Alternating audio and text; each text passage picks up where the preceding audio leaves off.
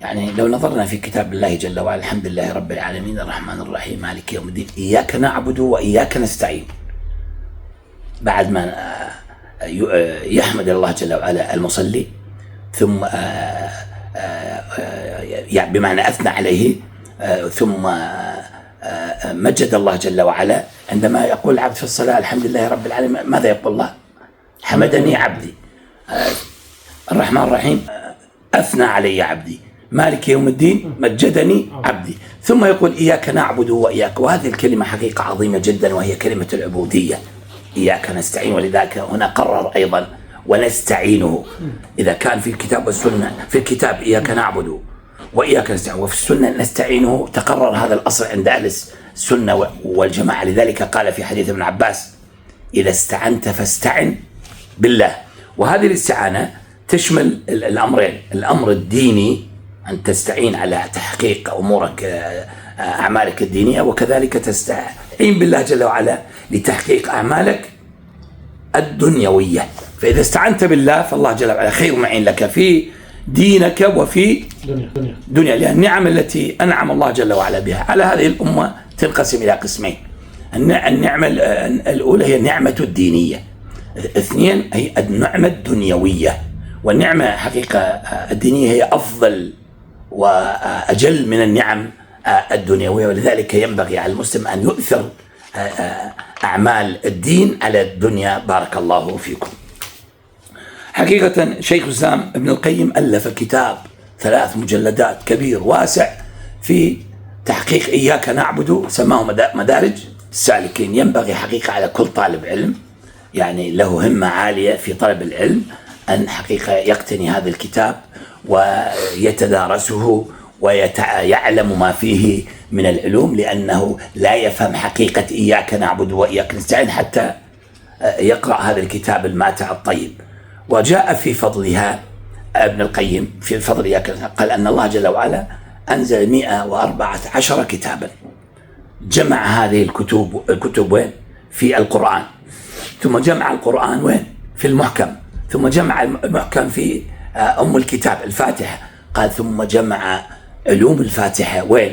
بإياك نعبد وإياك نستعين. فكلمة عظيمة. قال بعض صاحب البراهين المنجية هي تقابل كلمة لا إله إلا الله في التوحيد. يعني إياك نعبد في العبودية، لأن عندنا عبودية مطلق، العبودية أعم مثل الحمد والشكر، العبودية أعم والتوحيد أخص.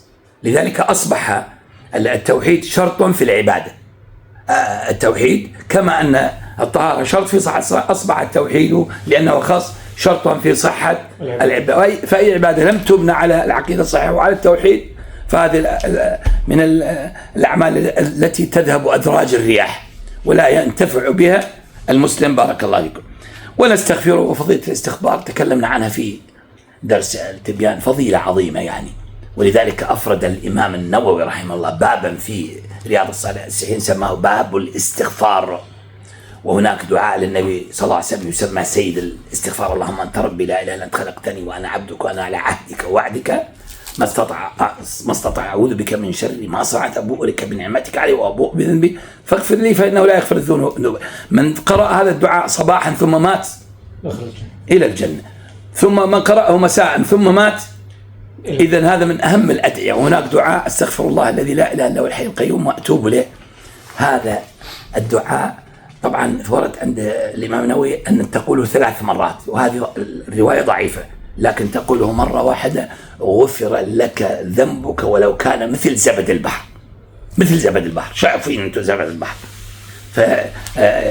فيغفر الله جل وعلا إذا قلت بها الكلمات الوجيزات. وهذا هي فضائل الذكر والدعاء. الدعاء ينقسم إلى قسمين: دعاء مسألة ودعاء عبادة. ودعاء العبادة أنفع من دعاء المسألة بكثير، مثل قولك مثلا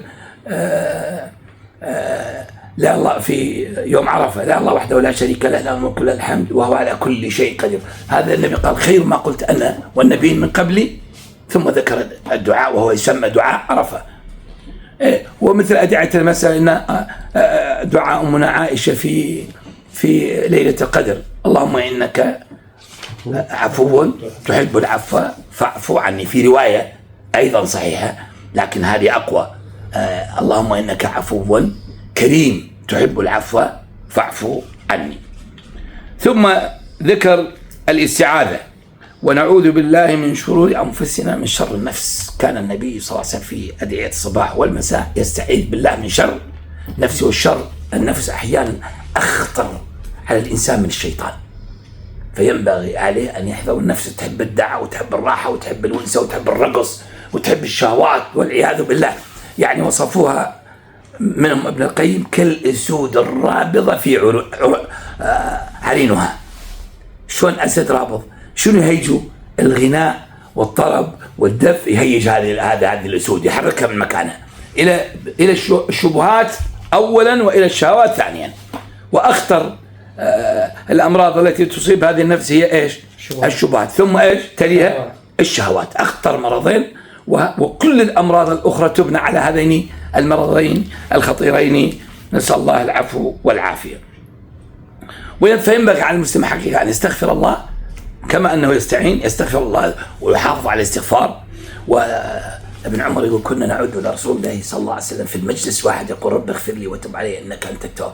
100 مرة النبي يستغفر المجلس واحد، وإحنا بالمجلس ناكل لحم فلان ونهمش فلان ونطعن بعرض فلان ونجني من السيئات. النبي يستغفر حتى الله سبحانه وتعالى علما أنه غفر الله جل وعلا ما تقدم.